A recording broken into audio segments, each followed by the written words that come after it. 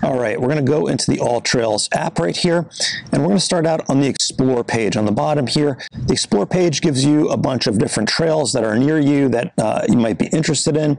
I find it easiest to click on this little icon, and it will bring us to the map page. Now, on the map page, I can look around, I can click on these little pin marks, and I can get information about a hike on the bottom.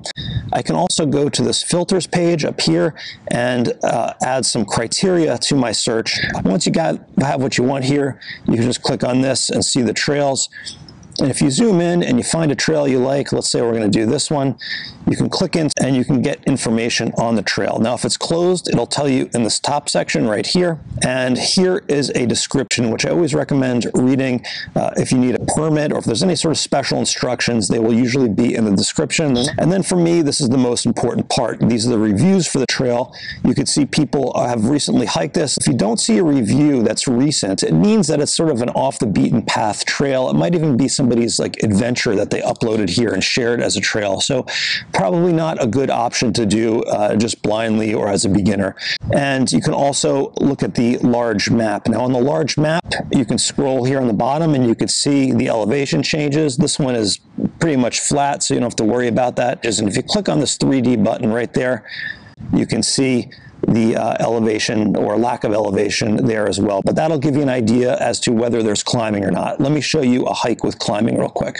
Here's a different hike that has some climbing, but I wanted to show it to you so you could see on this 3D map that you can see there's definitely a great deal of climbing here, and you can do all these fun things that you can do on the new phones now, and you can see how much climbing there is. So again, if you're a beginning hiker, always look at this to make sure there's not too much climbing given your fitness level. All right, back to the trail we were just looking at. Now, what I usually do is I will save this to my favorites so it's easy to get to.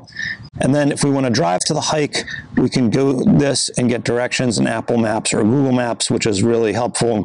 One of the things you might want to do is if you're hiking out of cell phone range, you're not going to be able to get the maps unless you have either a pro account or a cell phone signal. So if you have a pro account, which I recommend investing in, it's not a lot of money, it's just a subscription that you pay for from the App Store, but that will allow you to download offline maps so that when you're in the backcountry and your phone doesn't have a cell signal, you can still look at a map. Now here are the download offline map options. I can get a regular AllTrails map, which is relatively good, satellites, terrain, USGS, those are the official topographic maps, and some others. Usually the AllTrails map is fine. If you click on the little icon, it'll start downloading it, and now it is available offline. So I can turn my Wi-Fi and my cellular off, and I will still be able to navigate this hike and look at the map. So let's go ahead and open this in Apple Maps. Let's drive over the hike and let's start hiking, and I'll show you how to record your hike.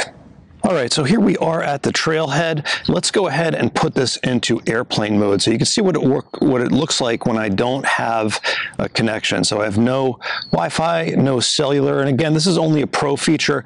If you don't have pro or you don't want to get it and you're hiking in cell phone range, you can just leave it on and this will all work as you'd expect. So here we are. You can see there's a button up top that says navigate, and there it is. All I have to do down here is hit start. And now I'm ready to go, and it gives me this really nifty 3D map, and I can go to the beginning of the hike. Now, how you navigate the hike with this is actually pretty simple. You're either on this red line or you're not, and you can see here, there's a road down there, and that's not the way I want to go. You can see there is the red line, and there is the trail. So all I have to do is make sure I am on the trail or not on the trail, and I should be all set. Now again, this is working with offline maps, and there is no internet connection here, so you need the pro to do that. One of the other things you can do, you can hit this elevation profile, and you can see the elevation and the recorded elevation. Not totally relevant for us now. But anyway, let's keep going. Now I'll turn the phone off when I'm hiking, and I'll keep it off until I get to a junction like this where I'm not sure which way to turn, or if I think I might be lost or I'm not really sure where I am and I just want to check in and make sure I'm on the line, I will fire the app up again. And when I bring the app up, here you can see the red line goes to the left, and that is the turn. And then we're just going to follow the red line around, and keep on hiking. It's really as simple as that. You know, basically make sure you're on the line, turn the phone off when you're not using it to save the screen, save the battery, and when you get to a junction or you get to a point where you just want to check in, you can just fire the app up and see if you're on the line or not. Now, the whole thing with phones, or the main thing with phones, is that they're not outdoor instruments, right? So if you're hiking in sunny, nice weather like this, it works fine. If it's raining out, if it's nasty, if you've got gloves, or if you've got gloves and it's raining, it's hard to work a touchscreen with this. So just something to consider. This is not really the greatest tool for really bad conditions, but I think for most of us who are just beginning hiking and are hiking when it's nice out, this is a great tool to make sure you're in the right place. And again, put it in airplane mode if you can, so that you don't waste the battery. Turn the screen off when you're not using it, and bring a USB battery charger for your phone just in case the battery dies. And also having some kind of a case on the phone is handy in case it drops. You don't want it to smash apart. Now again, here we are coming to another junction. If I look at the app, I see I need to make a right here.